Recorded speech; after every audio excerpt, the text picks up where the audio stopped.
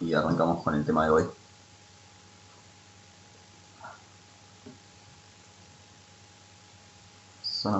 Bueno,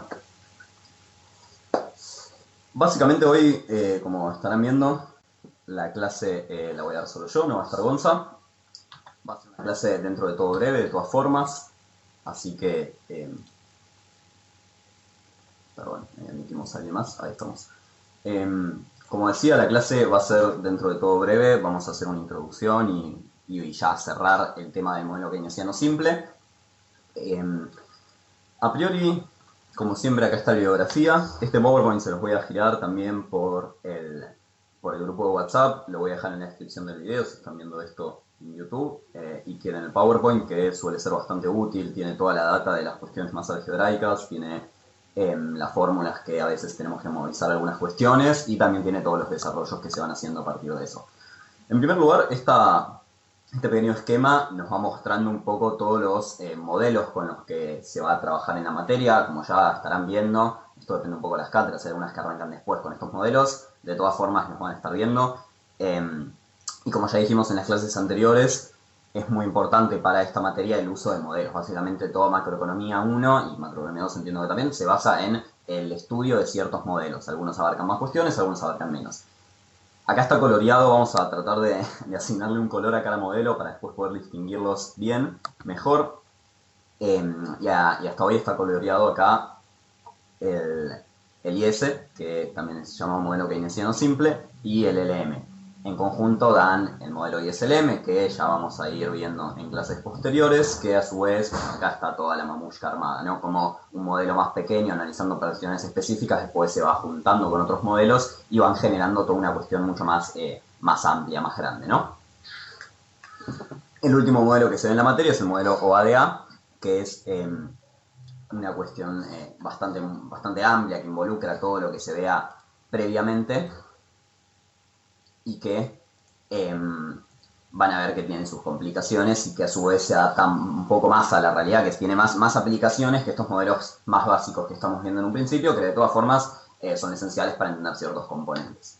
Entonces hoy le vamos a dar bastante bola, le vamos a dar bastante cabida a esta cuestión de el MKS, el primer modelo que se ve, el modelo del mercado de bienes, que es sustancial para entender todo el resto, y vamos a hacer una pequeña introducción, vamos a avanzar un poco con el modelo del mercado de dinero, el modelo de LM, que por sí solo esto en realidad no es un modelo, no tiene una función como tal, pero juntado al ISLM, que demuestra el equilibrio entre el mercado de bienes y el mercado de dinero, pasa a ser importante. Bien, antes de arrancar, yo no sé si alguno de ustedes habrá, porque hay una cátedra en particular, creo que es la cátedra de Vargados, donde se ve el tema de las restricciones intertemporales. Yo en el caso particular no lo vi, pero analizando un poco a modo de introducción para que ya quede también, básicamente plantea una alternativa a partir del modelo de las tres brechas que vimos en la clase pasada, que se basa en el análisis de presupuestos, en análisis de restricciones, de cuáles son las restricciones que tenemos para operar en los diferentes mercados, cuáles son las restricciones que tenemos para desarrollar política económica. Y lo que se plantea en la restricción intertemporal como concepto es básicamente trabajar el tema de hasta qué punto el Estado, hasta qué punto el gobierno puede seguir tomando deuda, hasta qué punto no, y que eso depende en particular de la liquidez, el superávit que tenga en la balanza comercial. Es decir, si un Estado toma deuda en el momento 0, en el momento 1 la tiene que pagar, por ejemplo, para poner un ejemplo, y dependiendo de cuánta capacidad de pago tenga en el momento 1, va a ser que le vuelvan a prestar para el momento 2. Entonces, a partir de ahí se va dando todo un ciclo de sucesos, un encadenamiento de sucesos que dependen principalmente del superávit que tenga el Estado, y a partir de eso se le autoriza o no, se genera esa cuestión de cuántas restricciones tenga para seguir tomando deuda. Todo esto después está explicado en un par de fórmulas que la próxima las vamos a desarrollar o al menos plantear. Si quieren después las puedo pasar por el grupo de última, que acá no están en el PowerPoint, pero básicamente el concepto es ese, ¿no? Labura esos temas.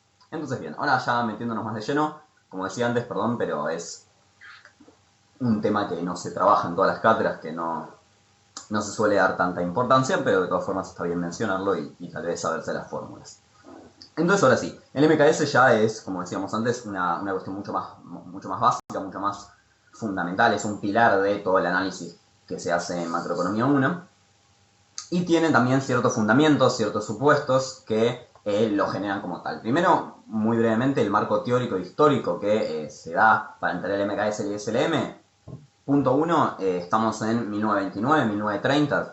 Ustedes sabrán que fue una crisis muy zarpada, una de las crisis más recordadas del capitalismo del siglo XX y de la historia general del capitalismo, que marcó un antes y un después para las cuestiones del análisis económico. Hasta ese momento la economía trabajaba sobre supuestos de que siempre estaba en equilibrio, de que el Estado tenía que intervenir para algunas cuestiones, generalmente era más hegemónico que no debía intervenir para nada, pero aún así se planteaba que al mediano plazo, al largo plazo, siempre se volvía al equilibrio, incluso no había que hacer nada, sino que naturalmente la economía iba a llegar a ese equilibrio. Ahí aparece Keynes, que lo que plantea es que, dice, esto no es así, naturalmente no tenemos por qué volver a equilibrio si tenemos una caída tan zarpada como fue la del 29, la del martes negro, esto no se va a arreglar solo, sino que va a haber que intervenir de alguna manera. A partir de eso, lo que ahí acepté una persona más, recién estamos arrancando, así que no se pierdan de nada. Lo que planteaba Keynes entonces, después de esta crisis, era que había que intervenir de alguna forma para restablecer la economía en un determinado cauce y que después, más o menos sola, automáticamente, dependiendo de las leyes natas de la economía capitalista, se va a restablecer hacia su cauce natural.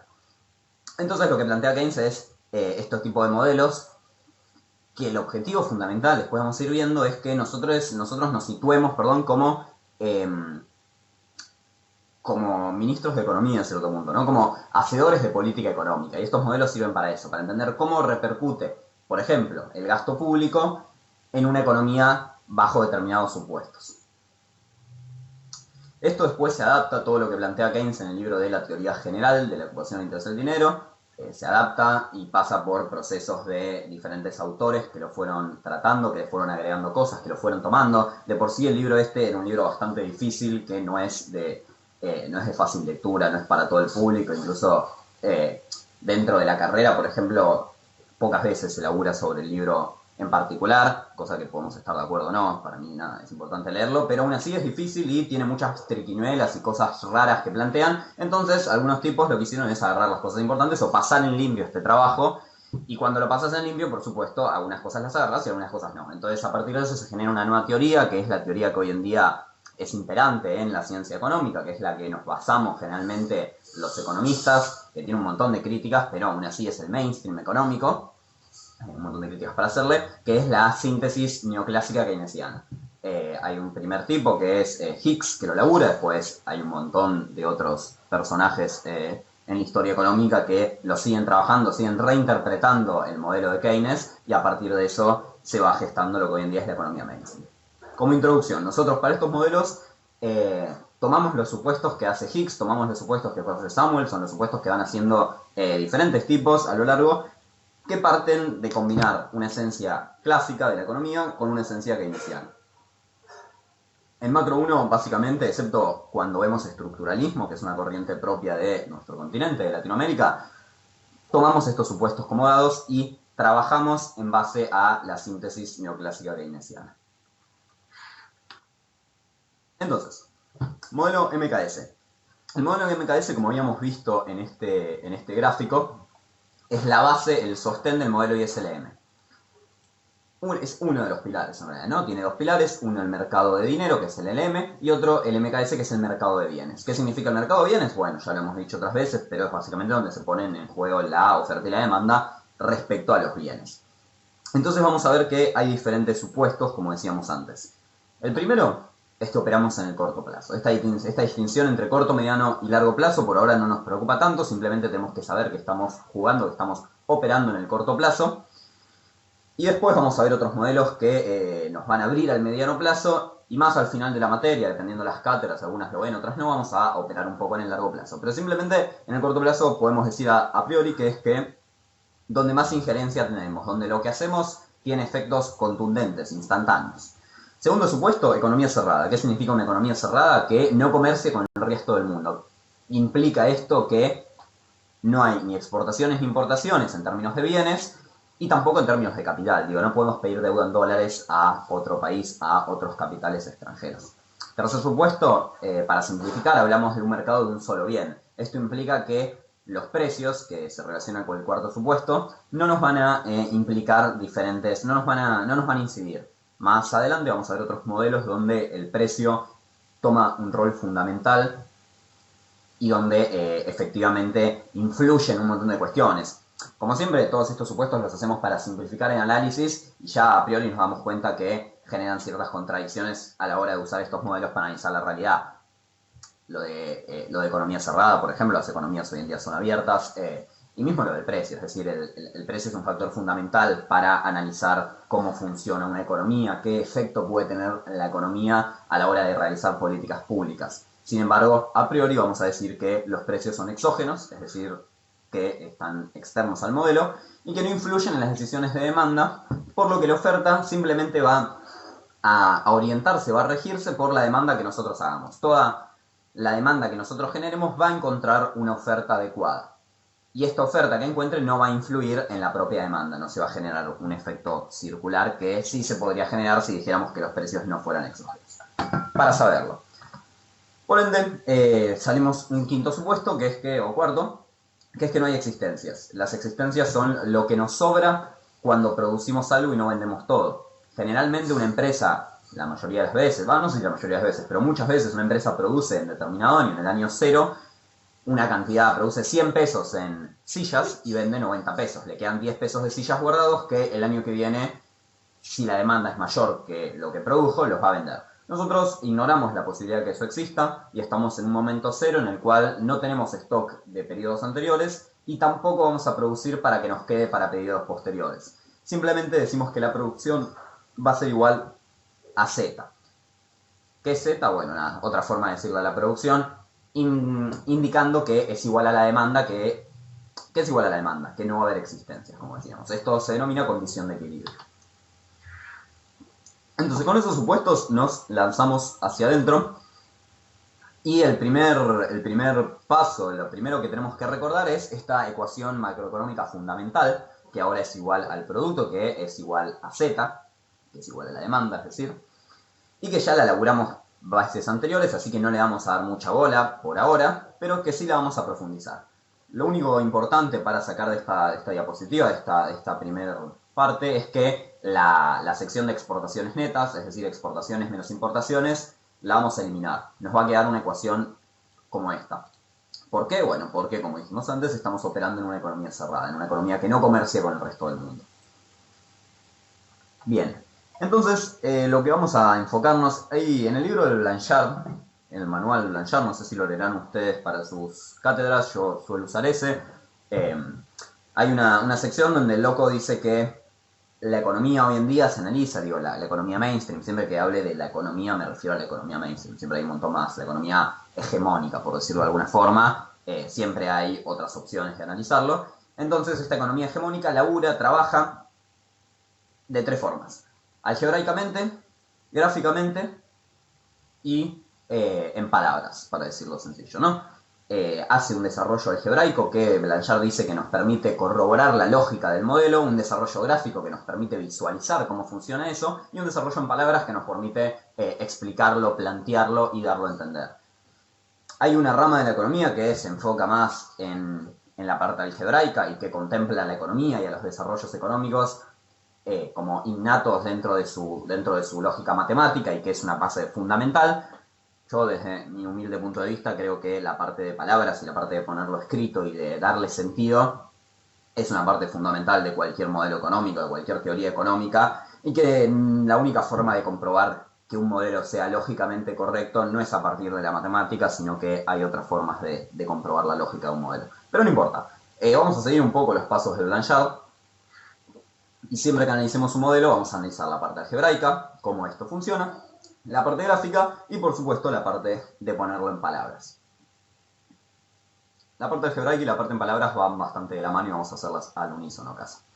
Entonces, vamos a desarrollar cada uno de estos puntos, particularmente del consumo, la inversión y el gasto público. Desarrollando el primero, el consumo.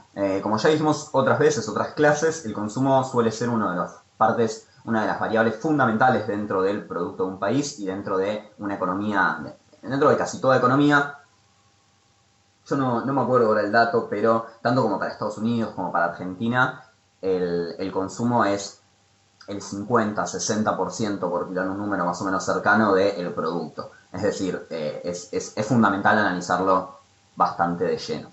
Entonces, primero vamos a decir que se plantea una función consumo. Esta función consumo, ¿qué significa? Nada, básicamente es cómo va a operar, cómo va a desenvolverse el consumo en nuestros modelos. A priori depende del ingreso disponible. ¿Por qué? Bueno, una cuestión lógica, ¿no? Cuando tenemos más ingreso, tendemos a consumir más. Entonces, este más que está acá arriba significa que la función consumo es una función justamente del consumo que depende del ingreso disponible de forma positiva. Cuando este aumenta, también aumenta la cantidad consumida. Desarrollamos un poco más. Planteamos una fórmula expandida del consumo que dice que el consumo es igual al consumo sub cero más la propensión marginal a consumir, es esta C chiquita, a veces puede aparecer como C1, yo le pongo C chiquita solo, por el ingreso disponible. ¿Cuál es la lógica? ¿Cuál es el sentido de esto? ¿Qué significa? Bueno, primero, consumo sub cero es una cuestión de que por más que yo no tenga ingresos, voy a consumir. Esto se puede pensar en el caso más básico de que una persona que vive en situación de calle, que no tiene ingresos, que no tiene trabajo, de todas formas tiene que comer o sencillamente muere. Es decir, hay un consumo que es intrínseco al ser humano que de alguna forma nos arreglamos para realizarlo o no, siempre considerando que seguimos vivos, y que no depende de nuestro ingreso. Este consumo lo llamamos consumo sub cero. Después, la otra parte de la función consumo es la propensión marginal a consumir por el ingreso disponible. ¿Qué es esta propensión marginal a consumir? Después la vamos a desarrollar un poco más, pero viene del lado de que qué parte, qué fracción de nuestros ingresos destinamos al consumo. Esta C chiquita es un número que está entre 0 y 1, es decir, es una variable que no tiene entidad propia en ese sentido, sino que es un porcentaje, es qué porcentaje justamente de nuestro ingreso destinamos a consumir. Para ya tenerlo en cuenta, porque después es importante y para entender la lógica del modelo, cuanto más altos son los ingresos de una familia, de una persona, de una unidad productiva, lo que fuera, de una unidad de consumo, menor es la propensión marginal a consumir. Si yo gano 5.000 pesos, vamos a poner números más realistas, si yo gano 20.000 pesos hoy en día, probablemente tenga que destinar todo a mi consumo. Los 20.000 pesos los destine al consumo, a pagar el alquiler, a comprar la comida, etc. Probablemente con 20.000 pesos, si tengo que alquilar algo, me cago de hambre. Y no puedo ahorrar ni un centavo. Ahora, si yo gano 500.000 pesos, lo más probable es que una parte, la que fuere de esos 500.000 pesos, las pueda ahorrar. Pueda comprarme los $200 que da el gobierno, pueda ponerlos en un plazo fijo, lo que fuera. La cuestión es que no voy a gastar esos 500.000 pesos. Esto es una cuestión que decimos que es así, que así funciona, que cuanto más aumentan los ingresos, a mayores son los ingresos, menor es la propensión marginal de consumo. Esto después tiene connotaciones en nuestro modelo, en nuestro análisis, y está bueno tenerlo claro, ¿no? Porque después cuando veamos el multiplicador keynesiano esto va a tener sentido. Desde ya, si estoy yendo muy lento, si estoy yendo muy rápido, me pueden avisar, como siempre. Yo esto entiendo que lo vieron muy por arriba en la clase pasada, así que por eso le estoy dando más cabida, porque es uno de los pilares fundamentales para esta materia. Entonces, por último, definimos nuestra función consumo como el consumo sub cero más la propensión marginal a consumir de nuestro ingreso disponible. Nuestro ingreso disponible decimos que es nuestro ingreso menos los impuestos. Le podemos hacer un paréntesis sobre esto porque hay algunas cátedras que lo profundizan un poco más, particularmente la cátedra del profesor Darío Rossignolo profundiza un poco más en esta idea y agrega otras variables que en un par de diapositivas vamos a sumar, pero a priori esta es la esencia. ¿Y la expresión gráfica de esto cuál es? Bueno, es una recta, como sabemos es una función lineal, ¿no? A por x más b, lo podemos pensar en esos términos. No va a ser una curva, va a ser simplemente una recta que tiene el eje de ordenadas el consumo y en el eje de abscisas la renta disponible. Cuanto mayor es la renta disponible, mayor es el consumo. El consumo sub cero, por otro lado, es la ordenada al origen, ¿no? ¿Se entiende? Creo que no tiene mucha complicación por ahora este gráfico. Está bueno recordarlo que es una función con pendiente positiva.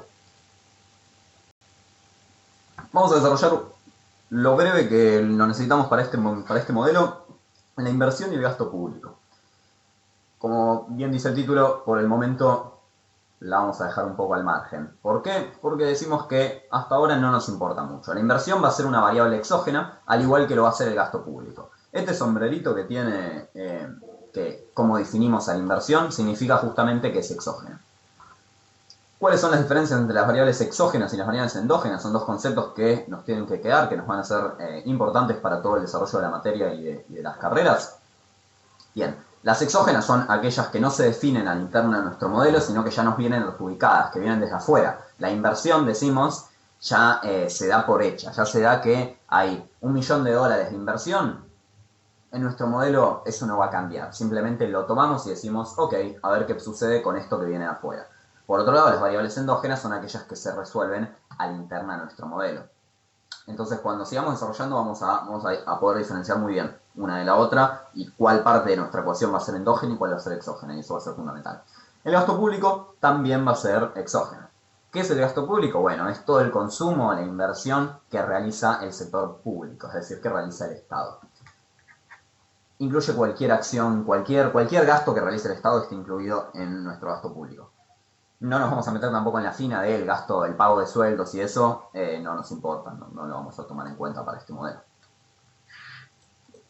Entonces, a partir de estas cuestiones, vamos a tratar de llegar a esta idea que siempre apuntamos desde la macro en todos los modelos, que es cómo llegar al punto de equilibrio, cómo llegar al producto de equilibrio.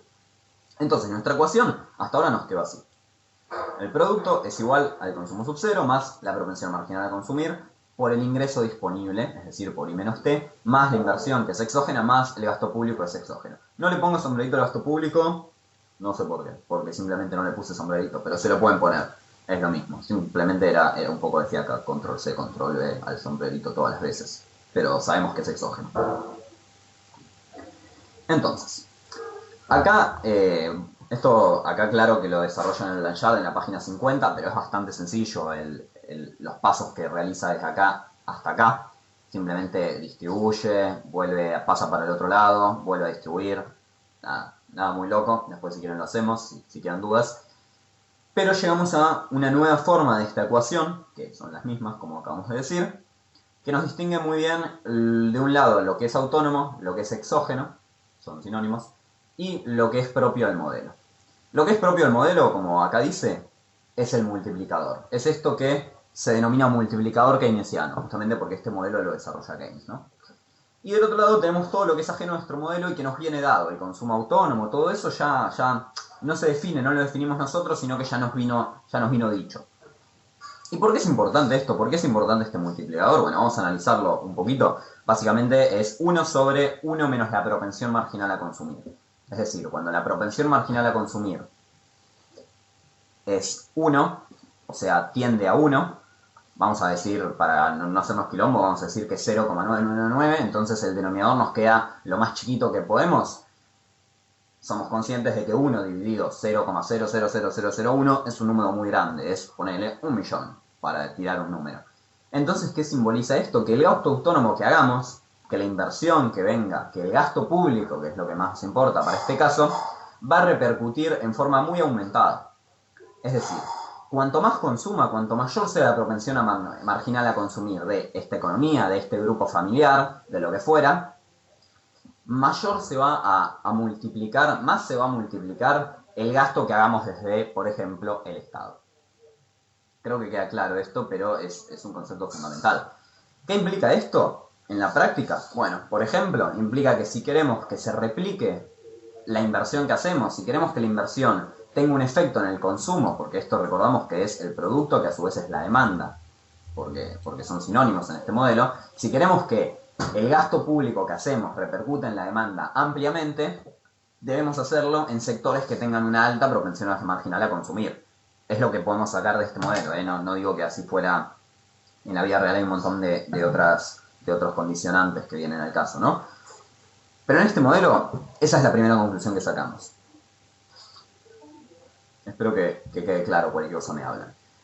Repetimos entonces para finalizar esta parte. Nos queda el multiplicador de un lado y el gasto autónomo. El multiplicador keynesiano que define cuánto se va a replicar, en cuánto va a multiplicarse la inversión que hagamos, y el gasto autónomo que justamente es la inversión que hicimos. Acá un paréntesis, esto que hablábamos antes. Algunas cátedras verán esta fórmula ampliada porque le incorporarán las transferencias y la tasa impositiva.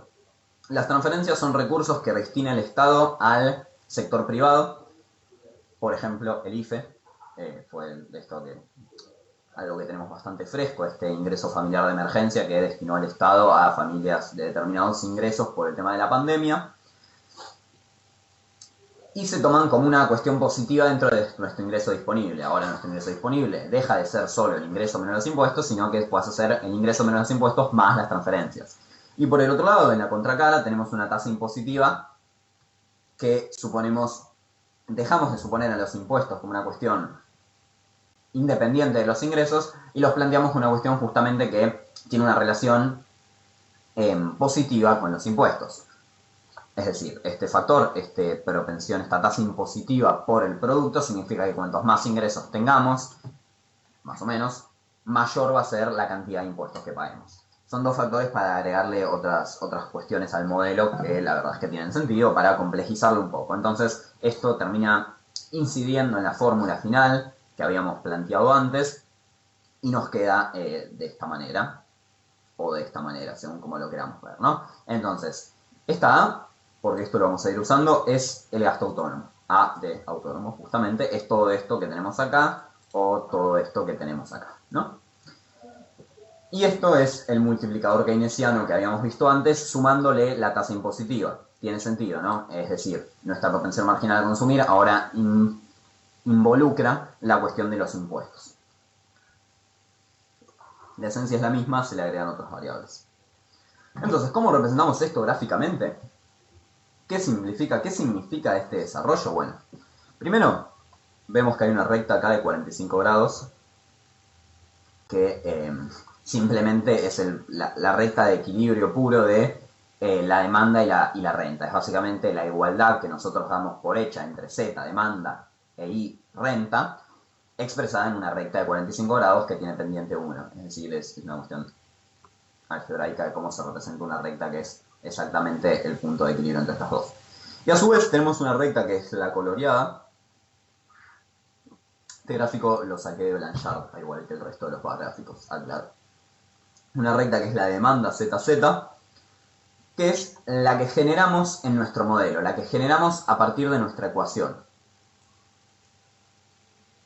A su vez, hay un gasto autónomo, que es la ordenada al origen, como habíamos dicho antes, que no es solo el consumo sub cero, como era hace unas diapositivas antes, sino que ahora involucra también la inversión, que es autónoma, el gasto público, menos los impuestos, más las transferencias, podríamos agregarle, etc.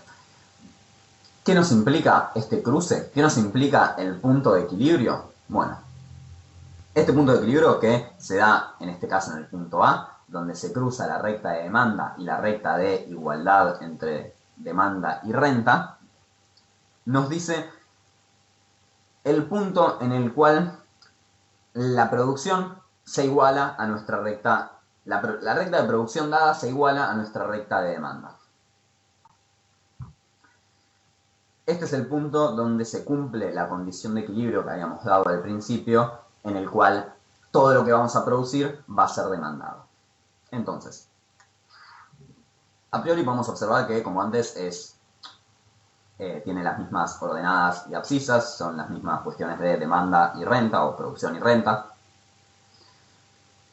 Y lo que podemos ver, lo que nos sirve particularmente los gráficos, en general en toda la materia, en todos los modelos, es para analizar bien la incidencia de factores exógenos en nuestro modelo. Es decir, si aumentamos la inversión, ¿qué va a pasar? Si aumentamos el gasto público, ¿qué va a pasar? Bueno, en este caso, yo creo que todos vamos a ver que la recta va a subir. Pero bueno, vamos a analizarlo bien en un ejemplo en el cual dibujamos acá la recta hecha con Paint. Está medio cutre, me perdones por eso, pero se clarifica un poco.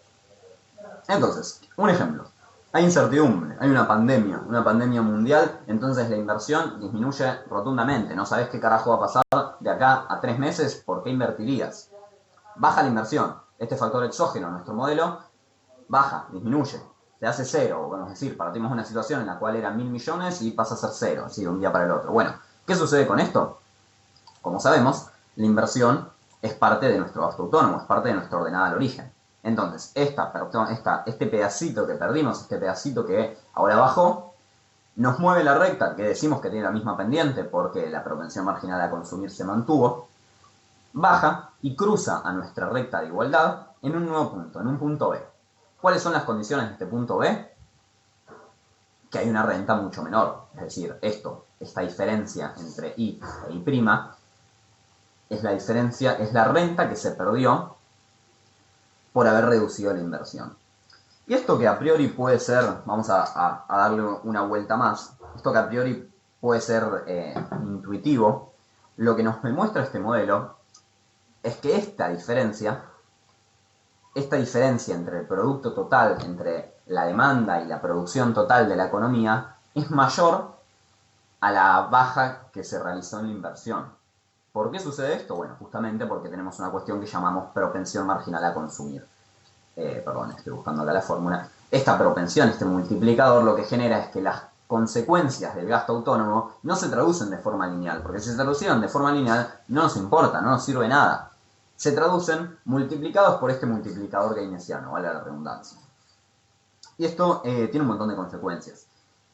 En este modelo, a priori, no lo podemos trasladar a la realidad tan linealmente, pero ya nos vamos dando una idea. Es decir, si queremos aumentar la inversión, ¿cuánto va a replicar este aumento de inversión en la economía real, en el producto real de la economía? Por eso, Keynes, muy resumidamente, lo que planteaba era, bueno, nada, vamos a construir autopistas, vamos a invertir platas del Estado en gasto público, porque este efecto no se va a traducir de forma lineal. No es que nosotros metemos del Estado 1.000 millones de pesos y en el sector privado se generan 1.000 millones de pesos, sino que nosotros invertimos 1.000 millones de pesos y se generan 5.000 millones de pesos, por menos un ejemplo burdo. Y esto efectivamente tiene consecuencias muy importantes para salir de una crisis. Por eso siempre que hay una crisis, siempre que hay un shock exógeno negativo, nuestro reflejo en la economía es mucho más fuerte que el shock en sí. Y por ejemplo, si hay un shock exógeno negativo, usualmente los estados lo que hacen es hacer una política expansiva, es decir, por ejemplo, invertir en obra pública, porque así se contrarrestan estos efectos, ¿no? Bien. Si hay algo que no quedó claro, me dicen. Si no, hasta acá llegamos con MKS. Esta es la esencia del modelo. Y vamos a adentrarnos levemente en un poco el mercado de dinero. Bueno, confío que no hay ninguna duda, ya saben. Uy, no fue. Ahí estamos. Bien, ahora, hasta ahora nos faltó analizar una parte bastante importante de la economía para seguir sumándole realismo, para seguir sumándole factores que nos hagan al modelo más general, más abarcativo, que es el mercado de dinero. Nosotros analizamos todo lo que tiene que ver con el consumo, con la inversión, con el gasto público, pero no analizamos lo que tiene que ver con el mercado de créditos, el mercado de dinero. Vamos a analizarlo, hoy vamos a ver, como decíamos antes, una introducción, algunos factores de qué se compone el mercado de dinero, qué consecuencias tiene, qué es el tipo de interés, para después, la clase que viene, analizar cómo entra en congruencia, cómo se relaciona con el mercado de bienes y cómo es el equilibrio entre el mercado de bienes y el mercado de dinero. A priori, en nuestra economía tenemos un supuesto, en nuestro mercado de dinero, tenemos un supuesto que es fundamental y que lo vamos a mantener, si no recuerdo mal, en casi toda la cursada, que es que nuestro mercado de dinero, nuestro mercado financiero, a priori se compone de dos activos, el dinero y los bonos. ¿Cuál es la diferencia entre estos? El dinero es el activo líquido por excelencia,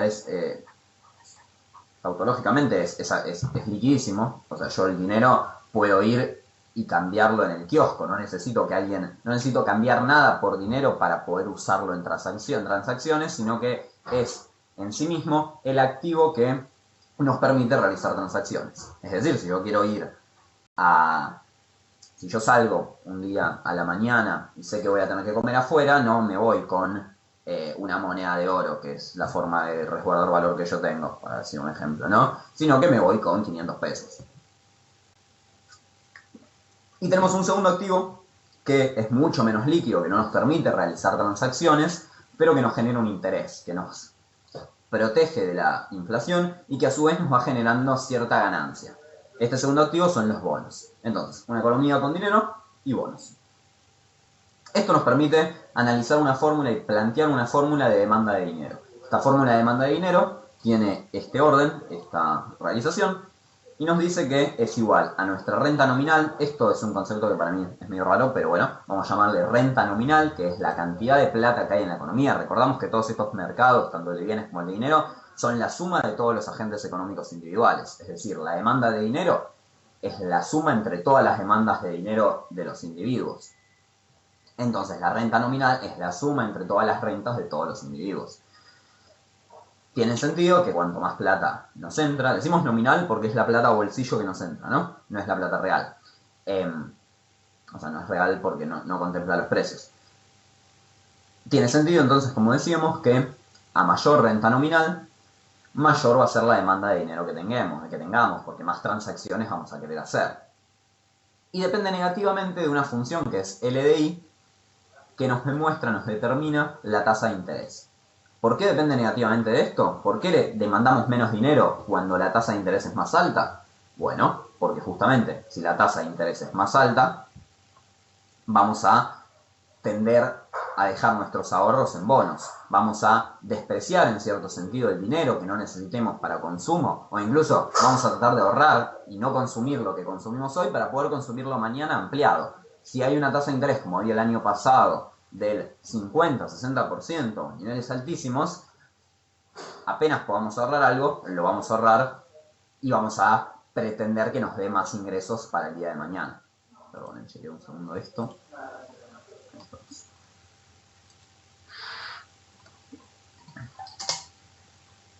Entiendo que quedó claro entonces el concepto de esta demanda de dinero. Ahora vamos a ver un poco la oferta de dinero para luego poder llegar a justamente a esto, al cruce entre ambas. Entonces, primero, gráficamente la demanda de dinero es una curva con pendiente negativa en un gráfico que tiene en el eje de ordenadas el tipo de interés y en el eje de abscisas el dinero, la cantidad de dinero. Cuanto menor es el tipo de interés, mayor es la demanda de dinero, por eso tiene pendiente negativa y realiza esta silueta, esta forma. La renta nominal, de nuevo, decimos que es un factor exógeno que viene dado. Entonces, cuando aumenta la renta nominal, porque por ejemplo aumentaron los salarios en una economía, decimos que la curva se desplaza hacia la derecha, se expande, genera por la misma tasa de interés una mayor demanda de dinero. Esto es algo importante que no lo vimos, me acordé ahora, pero creo que se ve en economía del CBC, que es la cuestión de los desplazamientos sobre la curva o de la curva. Vamos a profundizar cuando lleguemos al núcleo del modelo ISLM, pero para tener una idea, generalmente los desplazamientos de la curva se realizan por factores exógenos, no por aquellos que se determinan hacia el interior del modelo. Es decir, si baja el tipo de interés, sencillamente lo que sucede es que nos desplazamos sobre esta misma curva, aumentando la demanda de dinero. Ahora, si aumenta la renta nominal, no nos quedamos cortos con un desplazamiento sobre la curva, entonces la curva se expande hacia la derecha. ¿Se entiende eso? Creo. Ahora sí, oferta monetaria y lo que vamos a llamar equilibrio parcial, porque después lo vamos a profundizar un poco, pero básicamente es nuestro equilibrio en el mercado de dinero. La oferta monetaria también, de nuevo, qué raro, es un factor exógeno. Y decimos que depende solo del Banco Central. En la clase que viene vamos a profundizar y vamos a decir que la oferta de dinero no depende solo del Banco Central, sino que las instituciones financieras privadas también generan dinero, también ofrecen dinero. Eso también lo deben haber visto en el CBC, las formas de creación del dinero, pero bueno. Entonces, a priori es una función vertical, es una recta vertical que no depende del tipo de interés, sino que la decide el Banco Central. El Banco Central quiere dar 500.000 millones de pesos, los da, queda ahí, y no da más. Por ejemplo, durante algunos años, los primeros años del macrismo, se tenía la idea, se planteaba la teoría de que la inflación era un fenómeno que dependía de la oferta del dinero. Es decir, si reducíamos la emisión monetaria, si reducíamos la oferta de dinero, iba a desaparecer la inflación. Eso, por diversos factores no sucedió, al menos en los primeros años, en los últimos años más aún. Pero la cuestión es que efectivamente, si te fijas, la masa monetaria, la cantidad de dinero ofrecida por el Banco Central en los primeros años de 2016-2017, estaba prácticamente congelada. No se ofrecía más dinero del que había y a partir de diferentes acciones se iba recortando. Y eso, acá sí tenemos una aplicación de nuestro modelo a vida real. Sabemos que cuando se reduce la oferta monetaria, cuando se gira, cuando se contrae para la izquierda, la tasa de interés aumenta. Y efectivamente, la tasa de interés durante los diferentes años del gobierno del PRO aumentó. Como decíamos antes, la tasa de interés era altísima. Bien, entonces, recordamos, el punto de equilibrio entre la oferta de dinero y la demanda de dinero es el punto en el cual se rige cierta tasa de interés. ¿Qué más decimos? Bueno, acá tenemos los tres gráficos de punto de equilibrio. ¿Qué sucede si hay una expansión de la demanda de dinero? Bueno, si se expande la demanda de dinero, porque como decíamos antes, aumentó la renta nominal de la economía, se genera un nuevo punto de equilibrio con más dinero en la economía circulando, con la misma cantidad de dinero circulando, porque decimos que la oferta es rígida, pero una tasa de interés más alta. Esto después vamos a ver que no es así y que se va a mover la oferta de dinero, como decíamos en su momento. Pero de nuevo, si se expande la oferta de dinero y se mantiene constante la demanda de dinero, ahí sí, va a ser una economía, vale a la redundancia, con más dinero circulando, con más activo líquido circulando, a una tasa de interés más baja. Esto es importante porque, aunque no lo estemos viendo ahora, la tasa de interés es un factor fundamental en el modelo ISLM. Para ya ir haciéndonos una idea, cuando la tasa de interés está baja significa que la plata está baja, que la plata es fácil de acceder. Si vos tenés un interés del 1% anual, hoy en día, por ejemplo, la tasa de interés está al 20-30%, la inflación esperada es del 40%. Es decir, si yo pongo un plazo fijo, no me rinde para nada. Prefiero tener esta plata y realizar, si no estuviéramos en pandemia, una inversión real. Entonces, una tasa de interés baja es una de las condiciones, es uno de los efectos, una de las cuestiones que nos puede generar una política expansiva, que nos puede hacer que la economía invierta. Eso va a ser fundamental después. Entonces, ya para ir cerrando, vamos a analizar un poco el funcionamiento de los bonos. Perdón si se escuchan ruidos, como siempre, cuestiones de la virtualidad. Y vamos a ver el análisis más sencillo, más simple, que es no mucho más de esto necesitamos, tal vez algunas cátedras lo ven más profundo, pero como pilar nos alcanza este análisis de cómo funcionan los bonos. Los bonos tienen un precio. Lo primero que se analiza en un mercado financiero a la hora de comprar o vender bonos es el precio de los mismos y no la tasa de interés. La tasa de interés es secundaria, la tasa de interés surge de los precios de los bonos. Esto es lo que decimos y esto se refleja en esta ecuación. La tasa de interés es igual al precio final del bono, es decir, la masa monetaria que nos va a dar este bono. Es decir, yo hoy compro un bono a 2 años, a 1 año, como dice el ejemplo, que nos va a rendir 1.000 pesos. Yo sé que lo cobro de acá a 1 año y me va a dar 1.000 pesos. Ahora, ¿cuánto vale el bono hoy? Ahí es donde entra el juego de cuánto voy a ganar. Entonces, lo que fluctúa no es el precio final del bono, lo que me van a dar. Lo que fluctúa es el precio hoy en día del bono. Y con eso es lo que se juega en el mercado de bonos, ¿no? Entonces, partiendo de esta fórmula que ya tenemos, suponiendo que el bono nos va a rendir en 1 año 1.000 pesos y que hoy vale 950, incorporamos estos datos en la fórmula matemática algebraica que teníamos y nos da el interés que nos rinde este bono. Supongo que se entendió. No hay mucha más magia en el mercado de bonos como lo analizamos.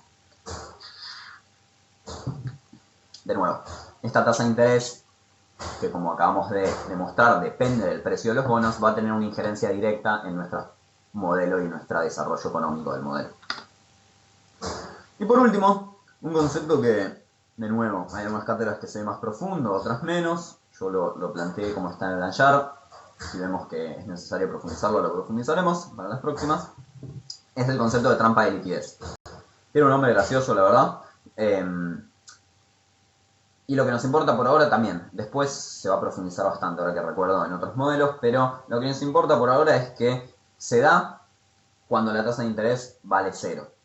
Que no es algo loco. Hoy en día, justo hoy no, pero hace unos años, previo a la crisis del 2008 y post-crisis de 2008, la tasa de interés de países del primer mundo, países Estados Unidos, Alemania, etcétera, estaba muy cerca a cero.